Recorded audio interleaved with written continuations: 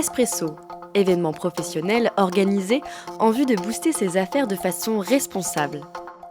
Les espressos sont des rencontres d'affaires entre structures de l'économie sociale et solidaire ou de l'insertion par l'activité économique et des acheteurs.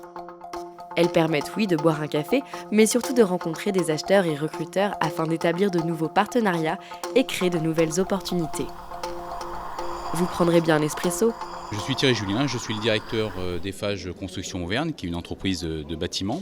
Et puis je suis également coprésident du Crépi Auvergne, qui est un club régional d'entreprise pour l'insertion. En tant que responsable d'une entreprise, et a fortiori d'une entreprise de bâtiment, on sait qu'on est un secteur d'activité qui permet justement de pouvoir accueillir des profils de l'insertion ou même des profils avec des statuts d'handicapés. Donc c'est notre rôle aussi social et sociétal d'entreprise, d'entrepreneur, de pouvoir jouer un rôle sur ces postes-là.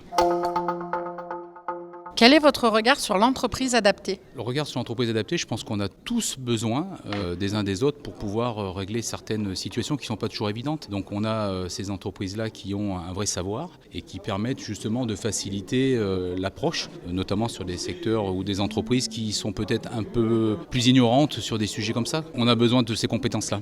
Si je vous dis achat responsable, à quoi pensez-vous ? Pour moi, l'achat responsable, c'est acheter local, circuit court, favoriser des achats liés à l'environnement, bien évidemment, matériaux biosourcés, tous ces sujets-là. Alors, c'est peut-être des sujets qui sont plus liés à mon domaine d'activité qui est le bâtiment. Travailler aussi avec des structures qui font participer des travailleurs handicapés, des travailleurs qui viennent de milieu de l'insertion. Voilà, c'est tout ça. C'est le rôle sociétal au sens large que doit avoir une entreprise.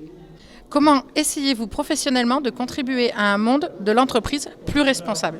À travers ce que l'on peut faire au sein de l'entreprise, en essayant de donner la chance à ces profils-là. Mais c'est aussi en étant actif dans le monde associatif à travers une association qui est le Crépi Auvergne, en étant coprésident et en étant 100% bénévole avec d'autres entreprises adhérentes, justement pour mettre notre pierre à l'édifice et participer au retour vers l'emploi de certains profils qui sont en difficulté.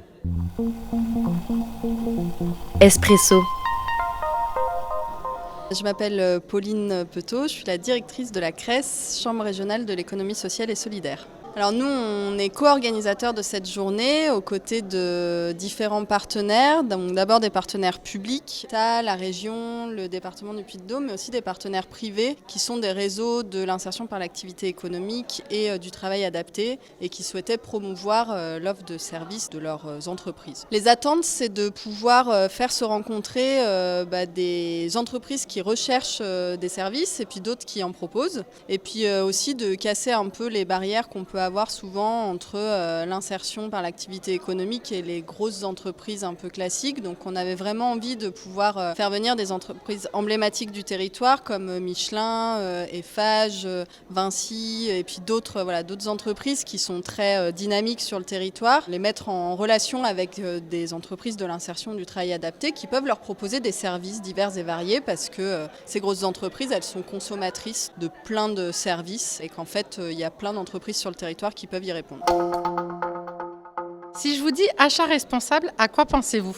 Avoir une certaine exigence dans la façon dont on pense sa consommation d'entreprise. Ça peut être la façon dont on la pense par rapport aux prestataires avec lesquels on travaille. On pense bien évidemment aux structures concernées, donc aux entreprises d'insertion, du travail adapté, etc., qui vont accompagner des personnes éloignées de l'emploi ou en situation de handicap. Et donc, achat responsable, ça veut dire que quand je consomme auprès de cette entreprise-là, et du coup, je permets à des personnes éloignées de l'emploi de se former et de se rapprocher de ça.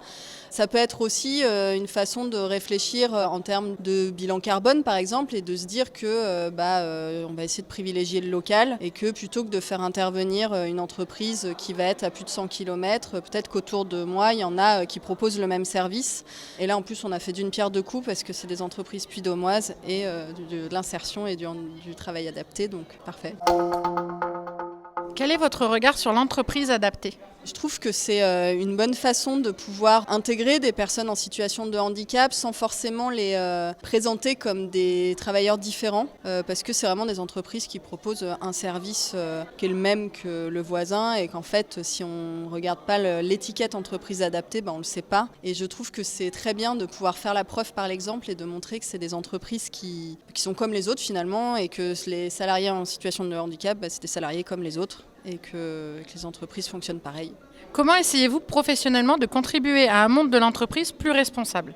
Alors nous, au niveau de la CRES, on accompagne à la fois les entreprises sociales et solidaires dans la façon dont elles peuvent aller chercher des opportunités économiques auprès de grandes entreprises. Du coup, on va essayer de les accompagner pour qu'elles puissent pousser leur offre et la commercialiser plus facilement.